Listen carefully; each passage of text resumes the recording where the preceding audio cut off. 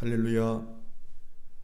사랑하는 성도 여러분, 오늘도 하나님 말씀을 함께 은혜를 나누게 되어서 정말 기쁘고 행복합니다. 오늘은 시편 19편을 통해서 하나님의 영광을 아는 행복자라는 제목으로 말씀을 나누고자 합니다. 하나님의 영광을 아는 행복자. 먼저 시편 19편 1절은 이렇게 선포하고 있습니다. 하늘이 하나님의 영광을 선포하고, 이 본문에서는 그 하늘이 하늘들로 복수로 되어 있습니다. 원문에서는 the heavens, 정관사 더가 붙고 heaven에 s가 붙어서 복수인데요. 그 특별한 하늘이죠. 그 하늘이 하나님의 영광을 선포하는데, 첫째 의미에서는 이 성경은 굉장히 다중적으로 해석이 되어집니다. 문자적인 해석, 영적인 해석, 자연이 주는 해석, 우리의 삶을 통해서 얻어지는 해석, 굉장히 많은 해석이 따릅니다. 먼저 이 시편 19편의 하늘에서는 좀 크게 두 가지 하늘로 볼 수 있는데요. 시편 19편은 세 가지 대지로 나누는데, 첫째는 자연 만물을 통해서 우리에게 주시는 하나님의 은혜입니다. 자연 만물을 통해서 주시는 하나님의 계시, 하나님의 말씀, 하나님의 교훈, 하나님의 지혜, 그런 뜻입니다. 두 번째는 하나님의 말씀을 통해서 주시는 계시, 은혜, 깨달음, 교훈입니다. 그리고 마지막 세 번째는 자연으로부터 받은 계시든 하나님의 말씀으로 받은 계시든 은혜든, 이것을 우리가 그저 받은 걸로 끝나면은 쉬이 잊어버립니다. 아침 한 개 사라지듯이 사라집니다. 그래서 우리가 부흥회를 다녀와도 오래 못 가는 것이, 주일날 받은 은혜를 가지고도 우리가 오래 유지 못하는 이유는 우리 죄성 때문인데요. 죄성은 내리막길과 같습니다. 죄성은 가만히 두어도 발동하는 것이 죄성이에요. 우리가 영적으로 달려가지 않으면, 영적으로 우리가 노력하지 않으면 자연히 죄의 세력에게 끌려가서 영적으로 침체가 옵니다. 이것은 마치 정원과도 같아요. 우리가 정원에 꽃씨를 뿌려서 꽃을 피우고자 하지만 가만두면은 잡초가 막 올라옵니다. 잡초를 뿌리지 않았는데 잡초는 막 올라오는 거예요. 물을 주지 않아도 잡초는 막 올라오는 거예요. 그와 같이 우리의 죄성은 가만두면은 우리 정원에 막 솟아오르는 잡초 같은 거예요.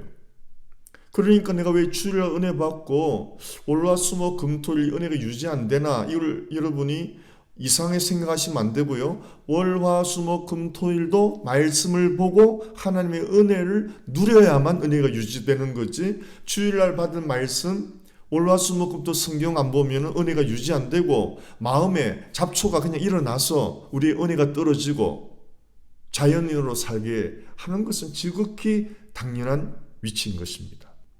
그래서 여러분, 죄성 때문에 우리의 은혜가 떨어지는 걸 아셔야 돼요. 왜 이렇게 은혜가 갑자기 떨어지지? 왜 받은 은혜를 유지 못하지? 그건 자연스러운 겁니다. 우리가 애쓰고 노력해야 은혜를 유지할 수가 있습니다. 어떻게 해요? 날마다 하나님을 만나고 날마다 하나님과 관계를 맺어야만 우리의 은혜를 유지할 수 있습니다. 그 외에는 없습니다, 여러분. 이 죄성은 내리막길 같아요. 그리고 영성은 평지를 가는 사람 혹은 오르막길을 오르는 사람과 같아요. 영성은 꾸준히 끈기 있게 걸어가야 되는 거예요. 멈추면 안 됩니다. 하나님과의 교제를 멈추면 안 돼요. 하나님과의 관계를 멈추면 우리는 내리막길로 내려가는 거예요. 죄성으로.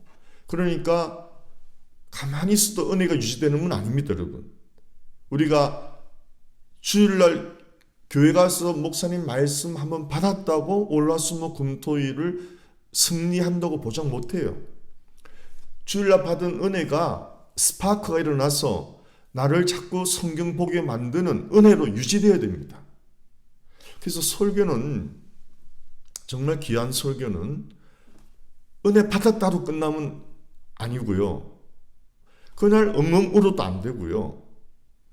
그 받은 은혜가 스파크를 이루어서 그 밤에 성경을 보게 하고, 그 밤에 기도하게 하고, 그 밤에 하나님을 만나고 싶어 하게 하고, 월요일 아침에 성경을 보게 하고 하나님을 만나게 하고 싶은 그 갈망이 월화수목금토 지속되고 유지되어야 참 은혜를 받은 거라고 할 수 있습니다. 주일날 받은 은혜가 월화수목금토 자연스럽게 가지는 않습니다, 여러분. 주일날 받은 은혜를 스파크를 이루어서 그것을 월요일날도 보게 만드는 은혜로 유지가 돼야 돼요. 화요일도 내 마음에 스파크를 이루어서 하나님을 찾게 하는 동기부여가 돼야 돼요. 주일날 오셔서 오토바이 발동을 거는 것 같아요. 예전에 오토바이는 힘있게 발로 이렇게 눌려야 돼요. 그게 잘 안 되니까 몇 번 눌리다가 부릉 하고 오토바이 엔진이 걸리는 거거든요. 그러니까 여러분, 주일날은 어떤 분은 그랬습니다. 설교자가 주일날 굉장히 우리가 마음이 명심해야 할 것은, 은혜는 그저 주어지는 것이 아니다. 왜냐하면은 성도님들은, 목사들은 일주일 동안 말씀을 준비하고 주님과 교제하는 은혜의 위치에 있지만은, 우리 성도님들은 월화수목금토 삶의 현장에 나가서 세상과 싸워야 되고, 심지어 세상의 공격을 받고 마귀의 공격을 받고 여러 가지 관계 속에서 어려움을 당하고, 재정적 어려움, 인간관계의 어려움, 여러 가지에서 정말 얻어터지고 오는 분들이 많다. 그러니까 예배 자리에 앉았을 때 그 모습을 보면은 전부 다 상처 입은 사람들이 얼굴이 어둡고 기운이 빠져 있고 낙심되어 있고, 어떻게 보면 말씀을 받을 기력조차 없고, 그래서 목사님이 영적 준비되지 않으면 그 어두운 기운에 끌려갈 수가 있는 거예요. 아유, 조심해야 됩니다. 그래서 목사님들이 영적으로 무장 안 하면요, 우리 성도님들이 기운에 끌려가가지고 목사도 어두운 소리를 할 수밖에 없는 거예요. 그러니까 우리 영적으로 끼어 있어서 우리 성도님들이 그 세상에서 눌려온 그 어둠을, 목사님은 받은 은혜로 그 어둠을 걷어내고 하나님의 은혜의 빛을 막 비춰줘야 되는 거예요. 그래서 어둠과 절망에 있던 우리 성도님들이 복음의 메시지를 통해서, 하나님의 말씀의 메시지를 통해서 그 어둠이 사라지고 절망이 거두어지고 막 힘있게 일어나는, 비 온 뒤에 막 솟아오르는 새순처럼 그렇게 주의 은혜를 받고 가야 되는 것인데, 영적 싸움이죠. 굉장한 싸움입니다. 어떻게 보면 막 피 터지는 싸움이에요. 그러니까 목사님이 아무리 준비를 했지만, 영적으로 준비해도 정말 그 성령님을 의지하고 하나님의 은혜를 의지하지 않으면은, 나도 모르는 사이에 설교자가 그 다운되어 있는, 어두워져 있는 성도님들의 그 안으로 빨려 들어갈 수가 있는 거예요. 특별히 작은 교회에서는 또 해요. 큰 교회에서는 찬양으로 막 기도로 그 많은 사람들의 그 아멘 소리로 굉장히 영적인 힘을 얻거든요, 피차가. 그래서 예배에 참 성공할 수가 참 많은데, 작은 교회는 침체되고 막 어렵고 교회 분위기가 침체되어 있는가, 그렇기 때문에 더 격렬한 영적 전쟁이 일어나는 것입니다. 그러니까 목사님들이 정말 더 영적 은혜를 받고 성령으로 충만하지 않으면은 그 어둠에 끌려가는 거예요. 그래서 말씀의 메시지가 무미건조하고, 잘못하면 말씀으로 오히려 성도를 막 때리게 되고, 그 성도가 더 위축되고 이 피차가 공격을 당하게 되는 것입니다. 제가 그 말씀을 듣고 참 은혜를 받았던 것이, 성도님들은 대부분 얻어터지고 온다. 승리하고 오는 사람은 드물다. 대부분 세상에서 얻어터지든지 인간관계에서 얻어터지든지 하여튼 눌려서 오기 때문에, 목사가 성령으로 충만하고 은혜로 충만하지 않으면 그 어둠의 세력을 이길 수가 없다. 목사가 끌려갈 수밖에 없다. 설교를 했다고 한 것이 아니고, 복음의 승리를 선포하지 못하고 하나님의 은혜의 빛을 성도들의 가슴에 비추지 못하면 이 실패한 설교다. 정말 두렵고 떨리는 말씀이었어요. 얼마나 저 자신도 그런 기운에 끌려갔는지 몰라요. 설교는 은혜를 이렇게 준비했는데 그 상황을 보면서 그 어둠에 끌려간 적이 참 사실 많았습니다. 그래서 성도를 오히려 아프게 하고, 위로를 주어야 되는데 성도를 아프게 하고, 격려를 해야 되는데 성도를 때리고, 얻어 터지고 온 성도들을 때렸으니 더 깔아앉는 거죠. 얼마나 무서운 마귀의 괴락인지 몰라요. 정말 목회자가 은혜 안에 깨어있지 않으면 그 어둠을 이겨낼 수가 없는 것입니다. 그래서 하나님이 세워준 거지. 용기를 주라고, 격려를 주라고, 복음의 광채를 비춰주라고, 그 절망과 어둠에 사여있는 성도들의 가슴을, 그 어둠을 몰아내라고, 그 사막 같은 마음에 하나님 은혜의 단비를 뿌려주라고, 그리하여 세상에 돋아오르게 해라고, 희망의 빛을 주라고, 소망의 빛을 주라고 우리를 세우신 거 아닙니까? 그런데 우리는 미련하게, 미숙하게 얼마나 그 환경에 우리가 끌려갔는 줄 얼마나 부끄러운지 모릅니다.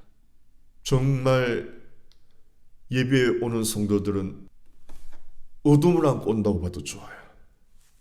그래서 성막에서는 성막을 들어오는 그 예전에 구약에 이스라엘 백성들은 성막에 제사를 지내러 오잖아요. 자기의 죄를 용서받으려. 그래서 성막을 들어올 때는 서쪽을 바라봅니다.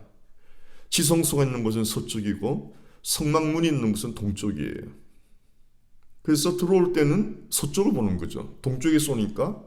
그러나 피의 제사를 다 드리고 제사를 받고 나갈 때는 동쪽을 향하니까 동문을 바라보는 거예요. 동쪽은 해가 떠오르는 것입니다. 그와 같이 예배에 오는 성도님들은 서쪽을 바라보고 오는 거예요.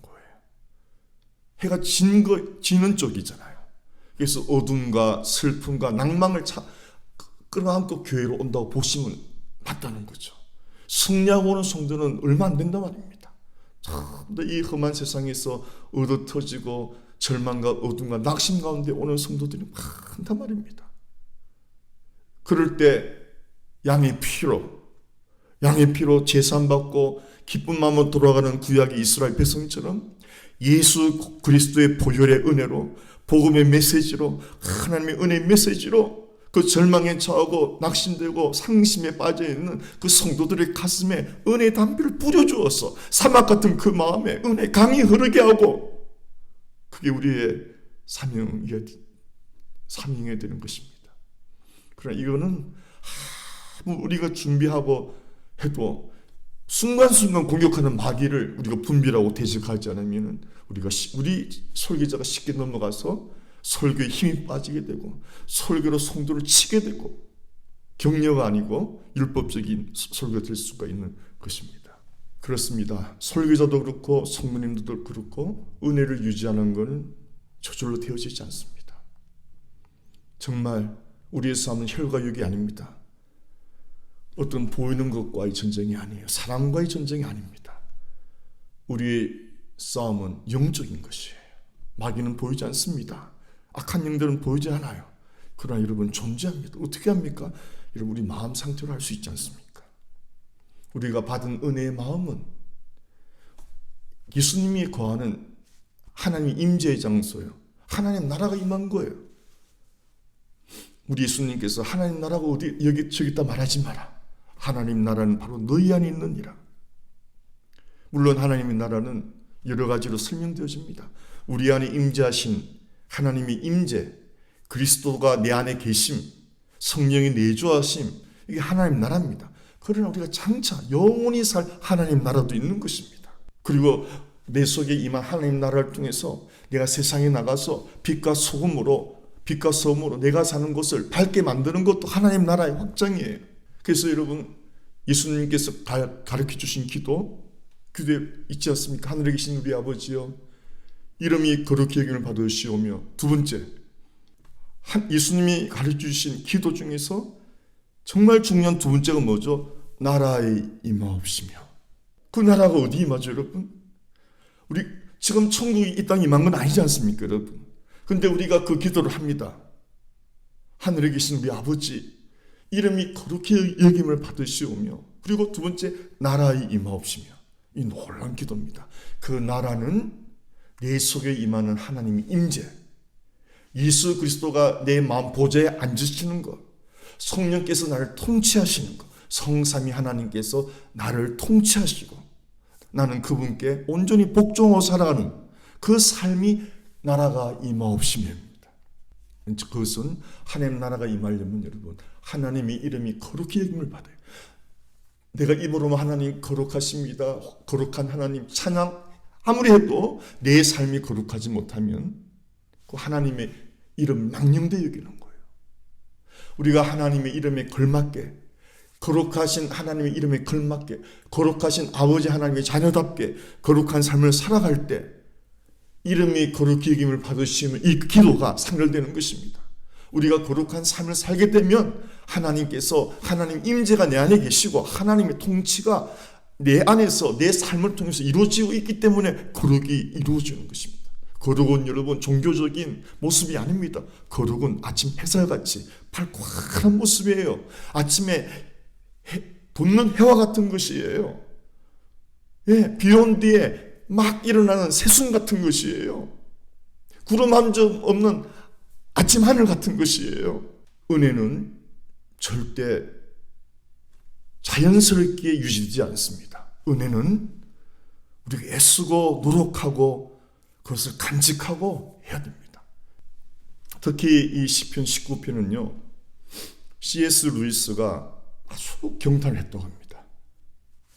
저는 C.S. 루이스를 왜 좋아하냐면요, 이분은 정말 옥스퍼드 영문학 교수면서도 기독교 위대한 변증가면서 저술가고 아주 귀한 분인데, 이분의 지금 생애를 통해서 더 많은 은혜를 받은 거예요. 이분은 평생 독신으로 지냈는데 미국의 여자 시인이 이 사람을 이제 만나게 됐는데 사랑에 빠진 거예요. 이 여인은 아마 이혼녀고 아들이 한 명 아마 있었는 거였는데, 그런데 이제 이 여인이 아마 죽을 병에 걸려 죽게 되었어요. 근데 아마 그 죽음의 자리에서 C.S. 루이스에게 아마 사랑을 고백을 하고 아마 병상에서 아마 결혼식을 올렸는지 그랬어요.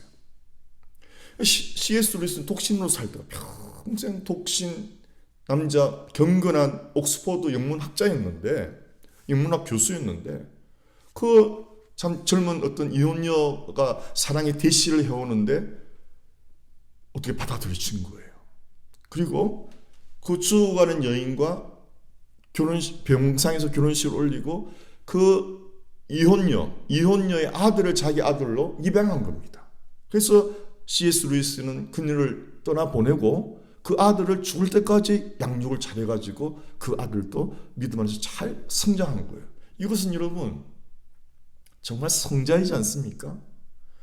평생 독신으로 살았던 C.S. 루이스, 그 경건한 삶, 그리고 옥스퍼드 대학의 영문학 교수, 그러나 그 안에 다 아름다운 내면이 그 C.S. 루이스의 삶이었는데, 그 C.S. 루이스가 이렇게 말했다고 합니다. 시편 19편은 시가서 중에서 가장 위대한 시고 세상에 존재하는 가장 위대한 시어 중에 하나이다.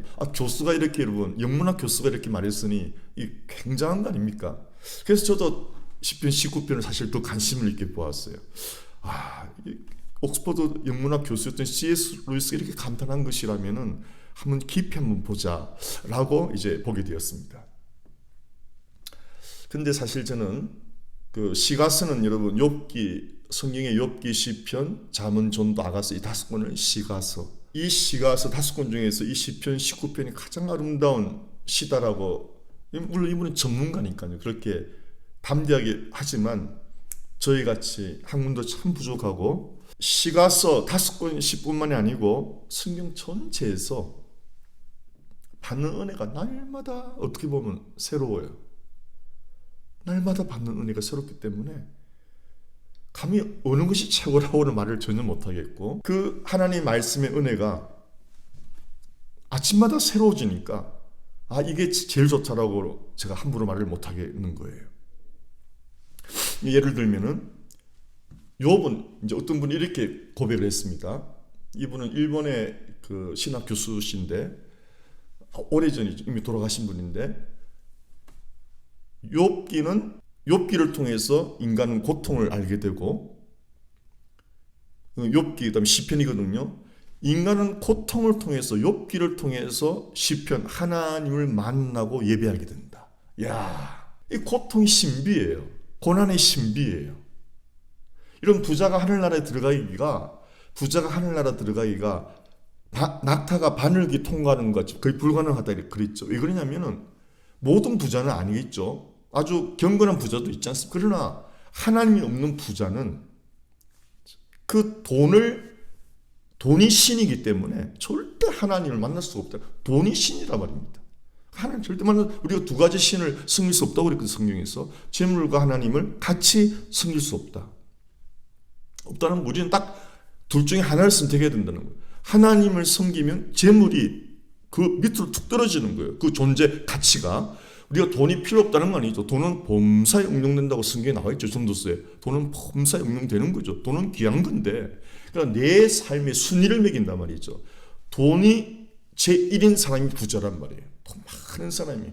그 돈의 가치 때문에 교만하고 돈으로 사람을 막 조종하려고 그러고 돈이면 다 된다. 이래서 교만하게 되고 이 돈이 그 사람을 지배하게 되어서 그 사람의 인격을 떨어뜨리는 거예요. 저질 인간으로 만드는 거죠. 그러나 경건한 부자는 그렇지 않죠.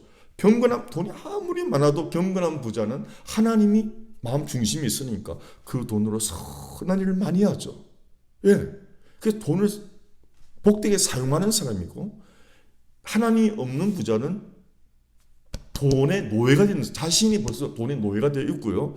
또 다른 사람들 보기도 돈으로 다 움직일 수 있는 저들은 돈의 노예다라고 생각하고 저지를 쓰는 생각을 하기 때문에 절대 하나님 나라에 들어갈 수가 없는 거예요. 예수님께서 부자가 하늘나라에 들어가기는 마치 낙타가 바늘길을 통과하는 것 할 수 없다는 거죠. 그래서 여러분 사람은 그래서 고통이 신비요 고난이 신비입니다. 저절로 부유한데 하나님을 만난다 불가능합니다. 예, 부유하고 사는 데 지장 없고 이런 사람이 하나님을 찾지 않습니다. 고통을 통해서 사업의 망가짐을 통해서 자녀의 불행을 통해서 부부관계의 불행을 통해서 무시무시한 인생의 고난 고통을 통해서 옳지 할 바가 없어서 정말 길이 보이지 않아서 정말 몰렸던 하나님인데 그때 마지막 다른 어떤 것이 전혀 없기 때문에 지푸라기라도 잡는 심정으로 하나님을 찾게 되는 거예요. 예, 그래서 그게 욥기예요. 고통을 통해서 시편은요 하나님을 찬송하는 하나님을 예배하는 시거든요. 시. 그러니까 하나님을 만난다. 인간은 고통과 고난과 슬픔을 통해서 하나님을 만나게 된다. 그래서 고통 고난이 왜 신비입니까? 고통 고난은 하나님끼리 인도하는 길잡이 역할을 한다 이 말이죠. 그래서 우리 사랑하는 성도님들께서 아무리 고통 고난과 어려움과 슬픔이어도 낭망하시면 안 돼요. 포기하시면 안 돼요. 절대 스스로 목숨을 꺼내야지 안 됩니다.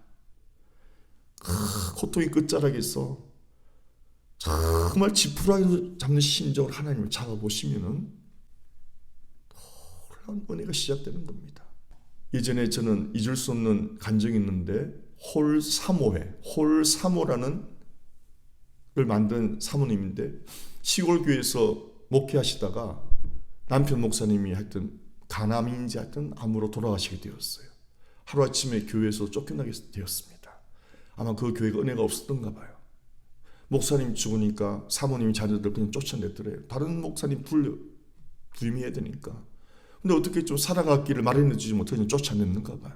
갈 길이 망망하고 그 사모님이 죽고 싶은데 너무 힘드니까 선교지에도 그런 일이 많다고 합니다. 여러분. 어떻게 주의 종들이 죽을 생각을 하나 하지만 우울증은 여러분 누구에게나 찾아옵니다. 우리는 연약한 인간입니다. 우리는 두 가지를 봐야 됩니다. 우울증은 악한 영인 걸 알아야 됩니다. 하지만 우울증 걸린 사람들을 악한 영에게 그것도 못 이기냐고 우리 비판해서는 절대 안 되는 것입니다. 두 가지를 봐야 돼요. 우울증은 악한 영의 공격일 수도 있죠.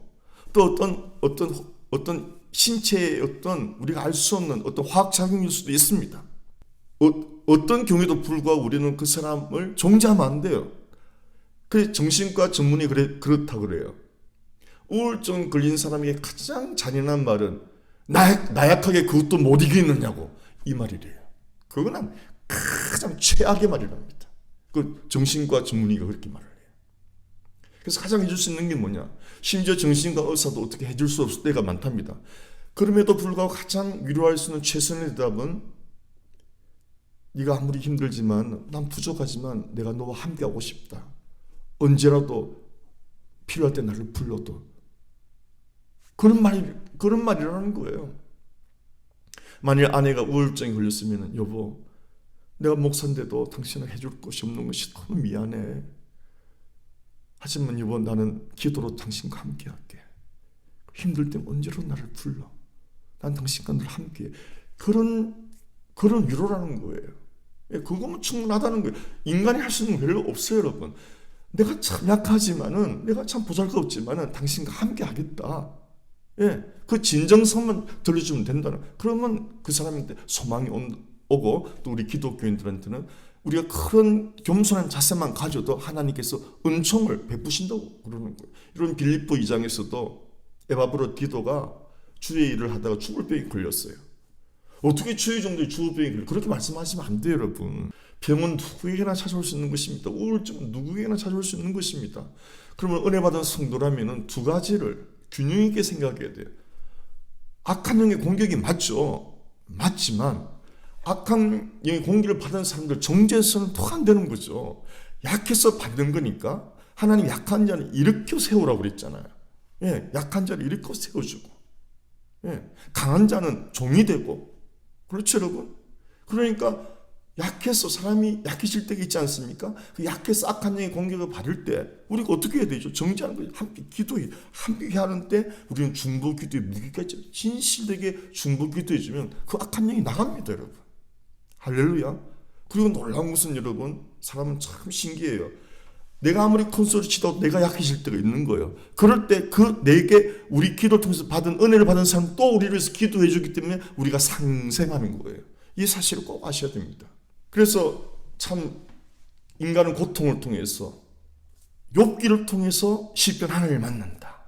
그러니까 여러분 고통당하는 사람 정죄하면 안 돼요. 무슨 죄가 많길래 뭐 그런 일 당하느냐고. 아닙니다. 하나님을 크게 만날 기회인 거예요. 우리 예수님께서 말하셨죠. 소경에 대한 위대한 선포를 하셨습니다. 우리나라도 옛날에 아침부터 재수 없다 이런 말 했잖아요. 시각장애자 보면은 아침부터 버스도 안 태워줬잖아요. 아침에 그 시각장애자는 재수 없다 그랬는데 안요한 목사님이라고 계세요. 시각장애자 목사님인데 그래서 그런 분들을 목회하시는 아주 오래전에 지금 모르겠어요. 소천하셨는지 그 시각장애자 안요한 목사님이 그러셨어요. 솔직히 말해서 눈 뜬 사람이 우리 보는 게 재수 없는 게 아니고 우리 볼 때는 눈 뜨고 이 세상 온갖 들어온 거 보는 여러분이 우리한테 재수 없다라고 그렇게 말을 하더라고요. 사실이죠. 오히려 소경된 사람들은 세상이 지저분한 거 나쁜 건 안 보잖아요. 눈 뜬 사람 다 보잖아요. 누가 더 불경건합니까? 눈 뜬 사람이 더 불경건한 거예요. 눈 감은 사람은 하나님 더 묵상할 수 있고 그렇잖아요, 여러분. 그렇죠? 참 우리의 윤리의식이 뒤떨어진 후진국 사회였는데요. 재수 없다. 누구의 죄 때문이냐. 그래서 그때 이스라엘도 소경들에 대한 시각장애자에 대한 인식이 두 가지였습니다. 무슨 죄 때문이냐? 너 죄냐? 너희 조상의 죄냐? 이렇게 생각했어요. 그럼 예수님께서 아주 놀라운 아주 혁명적인 대답을 하셨습니다. 그 사람의 죄도 아니요, 그 조상의 죄도 아니요, 그에게서 하나님의 영광을 나타내게 하려 합니다. 그래서 그 시각장애자를 고쳐주니까 눈을 뜨게 되니까 하나님의 영광을 바라보니까 하나님의 영광이 나타나는 거잖아요. 할렐루야. 그래서 여러분 고통당하고 슬픔에 당한 낙심에 찬 분들을 종잡으면 큰일 납니다. 그리고 그분 스스로도 이렇게 말해요. 특별히 또 우리 싱글맘들이 얼마나 여러분 힘듭니까? 부부가 같이 살아내기도 힘든 세상 아닙니까? 솔직히 저는 목회자지만 우리 우리 집사람 없으면 정말 저는 너무 힘들어지는 거예요. 저는 아침마다 아주 이렇게 경탄을 합니다. 아침마다 경탄을 합니다. 저는 요리할 줄을 정말 몰라요. 기껏 할 수 있는 거 라면 끓이는 거 하나 정도인데, 커피 타는 정도인데, 어떻게 저 아침마다 한식이 이런 보통 복잡합니까? 어떻게 아침마다 저렇게 한식을 준비할 수가 있을까? 또 일도 가야 됩니다. 예, 할머니들 도와야 되니까 일을 또 가야 돼요. 그 바쁜 시간에 아침을 주면 거기다가 우리 막내 도시락을 또 사줍니다. 왜냐하면 이제 뭐 햄버거나 이런 음식을 먹는 것보다 그래도 집에서 엄마가 해주는 게 그래도 그게 건강하니까, 예, 그래서 도시락을 막 사주려고 그래요. 저는 우리 막내한테는 아니 너 돈도 버는데 그냥 좀 사 먹지 이렇게 말을 했는데, 우리 집사람이 그러는 거예요. 그런 걸 자꾸 사 먹으면 건강에 좋지도 않다. 그런 마음이 있는 거예요. 그 어머니 사랑이죠. 예. 자기가 힘들지만 사주겠다는 거예요. 그리고 그 사는 것을 기쁨으로 여기고, 그 어머니 사랑이죠. 신비예요. 그래서 저는 아침마다요, 예전에는 몰랐어요. 의당이 뭐 우리 아내가 하는 거지라고 했는데, 이제 나이 들어가면서가 아니고 철이 들어가는 거죠. 하나님의 은혜로 철이 들어가면서 아침마다 저렇게 밥을 한다는 것은 그저 되는 게 아니라는 거죠, 여러분. 여러분, 아침마다 이제 나이가 들면요, 이제 60이 되면은 육체가 약해집니다. 여러 면에서. 사람이 모든 게 힘이 들지요. 그런데 10년도 아니 20년도 아니 30년도 아니 거의 40년 동안 그렇게 한다는 걸 보면은 신비예요, 신비. 예. 그리고 어떻게 그렇게 할 수가 있는 거죠, 여러분? 은혜 아니고는, 하나님이 그 부어주시는 은혜가 아니고는 설명이 안 되는 것입니다. 제가 우리 아내 말한 것은, 우리 아내가 아침을 안 해주면 저는 정말 아침을 못 먹을 것 같아요. 그리고 아내 없이는 못하는 게 너무 많습니다. 어려서는 엄마 없는 인생이 가장 불쌍한 인생이고요, 나이 들어서는 아내가 없는 것이 가장 불쌍한 인생이라고들 해요. 저 100% 동감하고요. 그러니까 지금 나이가 들어갈수록 아내의 존재는 더 커지는 거예요. 아내의 자리라는 것이 더 커지는 거예요.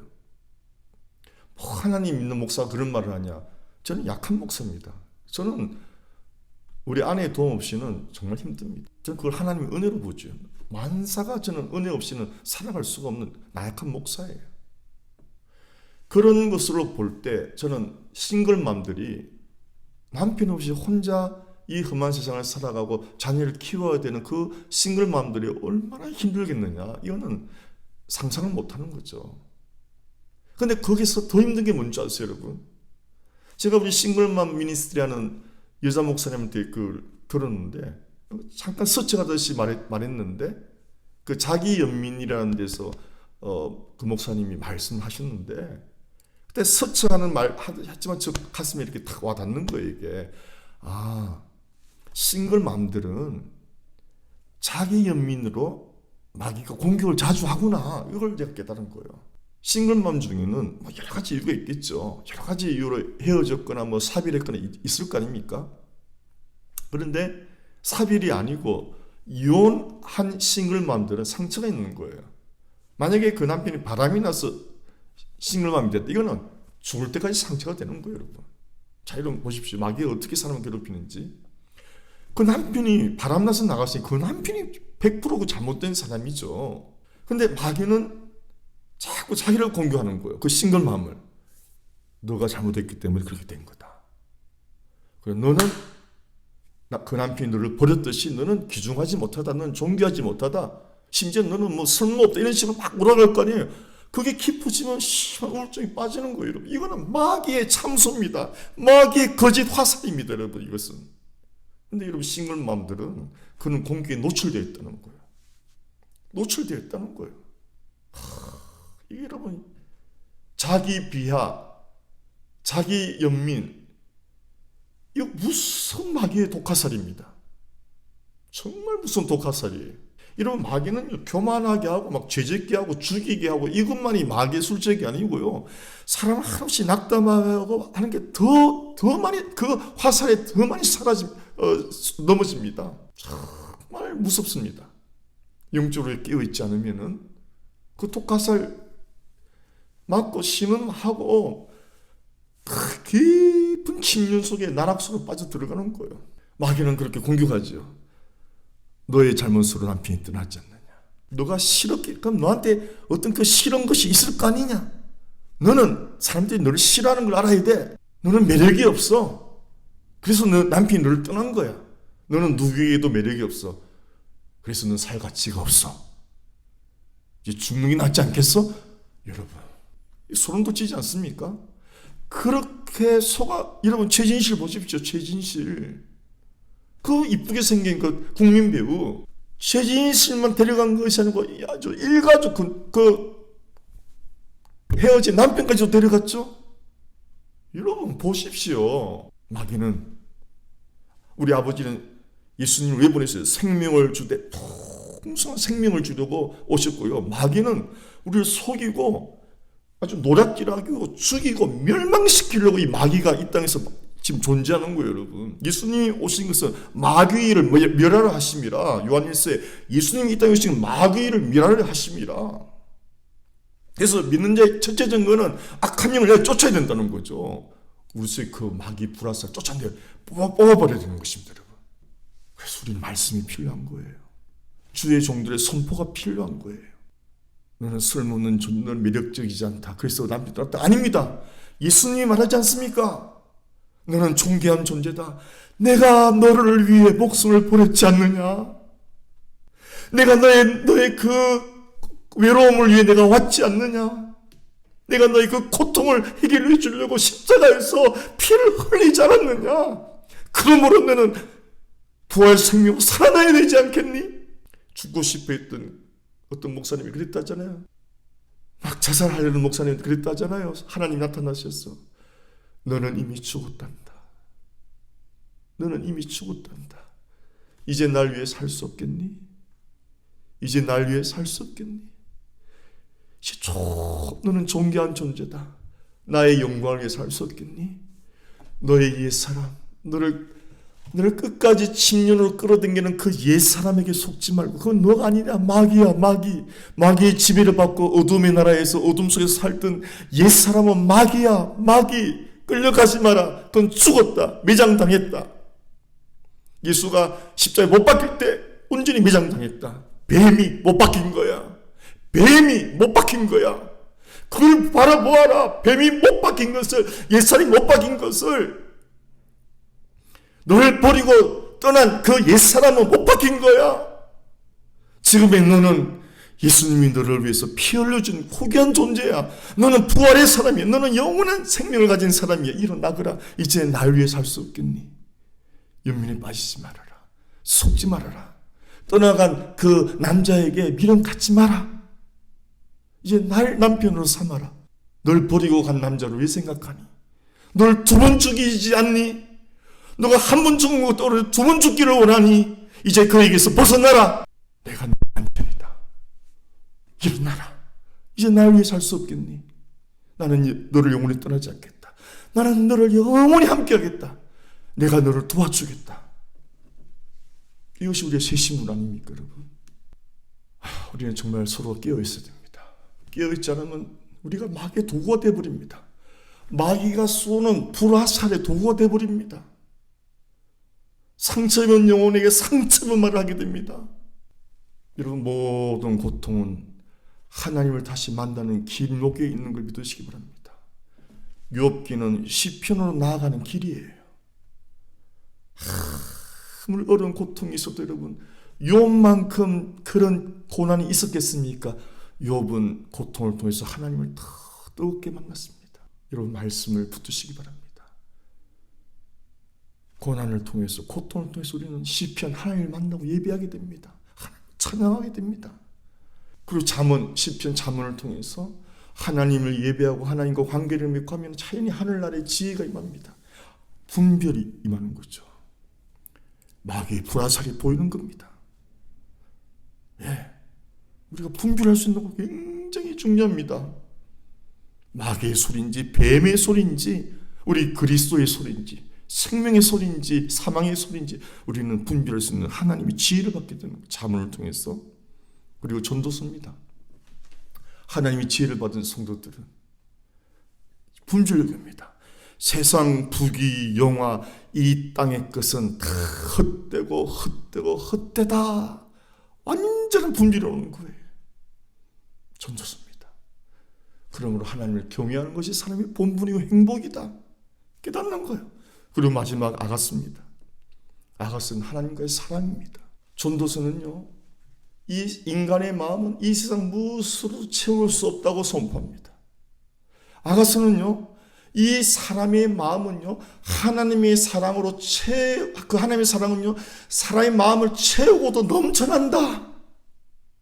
전도서는요, 이 세상 그 무엇으로도 사람 마음을 채울 수 없다. 더 타는 목마름, 더 하다가 죽고 만다. 그런데 아가스는 하나님을 만난 사람은 그 인간의 영혼은 하나님의 사랑은 인간의 영혼을 채우고도 넘친다. 그래서 은혜 받은 사람은 그 은혜를 넘치게 나눠주는 거예요. 아가스는 이렇게 결론합니다. 인간의 깊은 영혼을 채울 것은 하나님의 사랑밖에 없다. 그 무엇으로도 고귀한 인간 영혼을 채울 수 있는 것은 하나님의 사랑밖에 없다. 시시하게 세상 물질로 못 채운다. 시시하게 세상 부귀로 못 채운다. 시시하게 세상의 쾌락으로 못 채운다. 그것은 사람을 서서히 죽이는 독과 같은 것이다. 더 목마르게 하는 바닷물 같은 것이다. 하나님의 은혜만이, 하나님의 사랑만이 인간을 그 깊은 심연을 채우고도 남는다. 심지어 온 세상을 채우고도 남는다. 인류 모두를 채우고도 남는 것이 하나님의 사랑이다. 그렇게 선포하고 있습니다. 시가스는 욥기 고통을 통해서 시편 하나님을 만나고 잠언 하나님을 만남으로 영적인 분별을 알게 되고 지혜를 알게 되고 전도서 영적인 분별력 지혜를 알므로 세상의 헛된 것을 다 알게 되고 아가서 하나님의 사랑만이 최고이며 하나님의 사랑만이 내 심정을 채울 수 있으며 하나님의 사랑만이 온 인류를 채울 수 있는 하나님의 선물이다. 오늘 시편 19편 1절에서 오늘 마쳐드리겠습니다. 제가 계속해서 이제 1편 오늘 우주 만물 속에 깃들인 하나님의 영광을 바라보고 즐거워하는 삶인데요. 시편 1편에서 하늘이 하나님의 영광을 선포하고 궁창이 그의 손을 하신 일을 나타내는도다.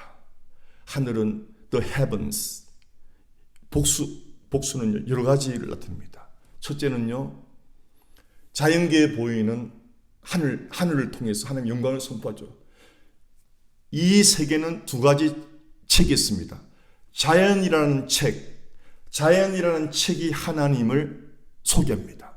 두 번째, 성경을 통해서 우리는 하나님을 알 수가 있습니다. 그래서 첫 번째 하늘은 자연 만물 속에 속한 하늘을 통해서 우리는 하나님의 영광을 바라볼 수 있고요. 두 번째는 성경을 통해서 그 말씀을 깨달을 때 하나님의 영이 내 속에 임하시고 예수님이 내 안에 임하시고 성부가 내 안에 삼위일체 하나님 내 안에 들어오시는 거예요. 그래서 예수님이 내 마음을 통치하시고 내 삶을 통치함으로 하나님의 영광이 내 안에 가득해서 살아가는 것이 기쁘고 행복한 거예요. 하나님 나라는 여기다 저기 있다가 아니요 너희 안에 있느니라. 할렐루야. 여러분 행복을 원하신다고요? 하나님 나라가 임해야 돼요. 하나님 나라가 임하려면요, 하나님의 거룩한 이름을 부르는 자답게 거룩한 삶으로 나가야 되는 것입니다. 거룩함이 없이는 행복이 없습니다. 거룩함이 뭐냐고요? 하나님을 만나는 거예요. 자꾸 하나님 만나는 거예요. 이게 거룩한 백성의 사명임을 되시기 바랍니다. 저와 여러분이 끊임없이 하나님을 만남으로 하나님의 그 거룩이 우리의 온 생일을 지배하는, 그리하여 하나님의 영광이 찬란하게 펼쳐지는 저와 여러분의 생애가 되시기를 예수님 이름으로 축원합니다.